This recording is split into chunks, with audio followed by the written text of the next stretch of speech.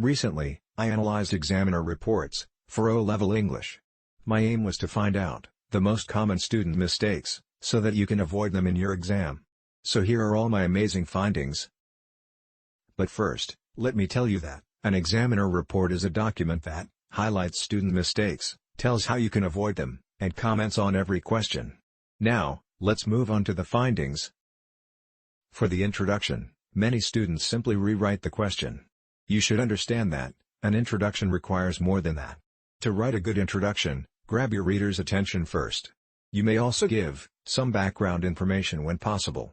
Finally, remember to tell the purpose of your writing as well. Here's an introduction for a magazine article.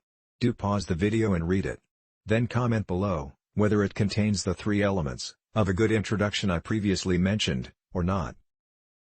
The second thing I want you to know is to be specific. Let me explain.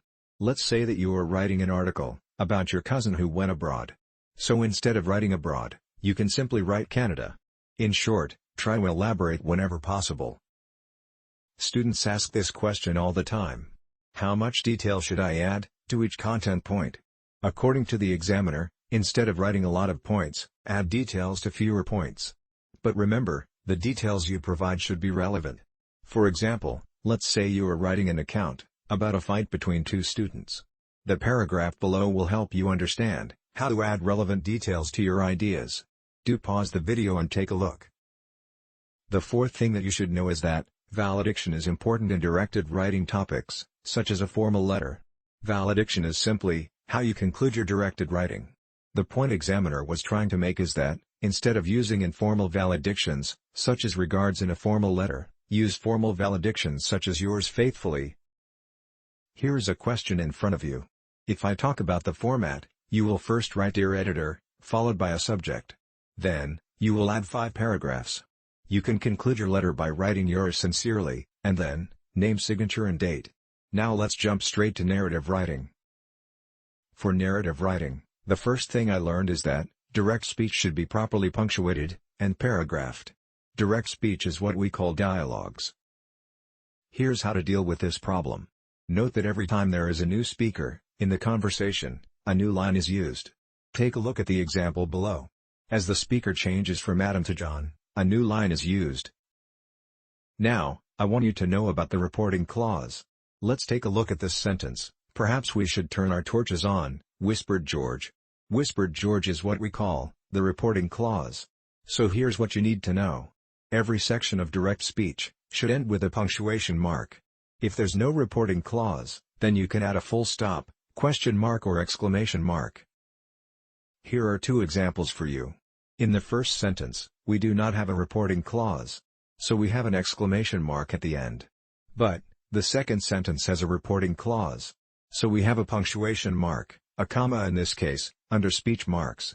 The third variation is when we have the reporting clause in the middle of 2 sentences.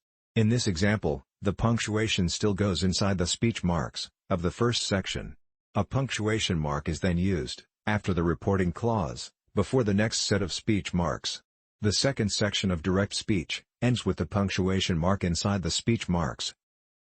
According to the examiner, your writing style should be natural, as using complex vocabulary can impact your response.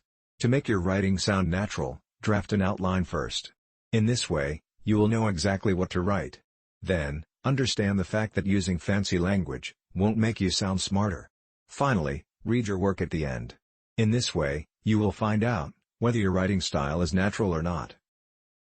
Over here, note that you should avoid informal vocabulary. You can only use it in dialogues, for character development. Moving on, you should work on tenses and agreement. Let me show you how to maintain the sequence of your tenses. The sentence says, he is arrested, as he will be robbing the bank. The first clause is in the present tense, while the second clause is in the future tense. So the correct sentence should be, he is arrested, as he had robbed a bank. Now, let's talk about agreement in grammar. In subject-verb agreement, if the subject is singular, the verb should also be singular. In the sentence below, the word conclusion is the subject, and is singular. Plus, the verb shows is also singular. For noun-pronoun agreement, note that you replace a singular word with a pronoun. For example, in the sentence below, noun and pronoun in both plural. Moving on, you should ensure that your writing is unique. So forcefully adding some learned expressions can impact the quality of your response. The overused and common expressions are what we call clichés. In the same way, idioms can also sound old-fashioned if you try to add them forcefully.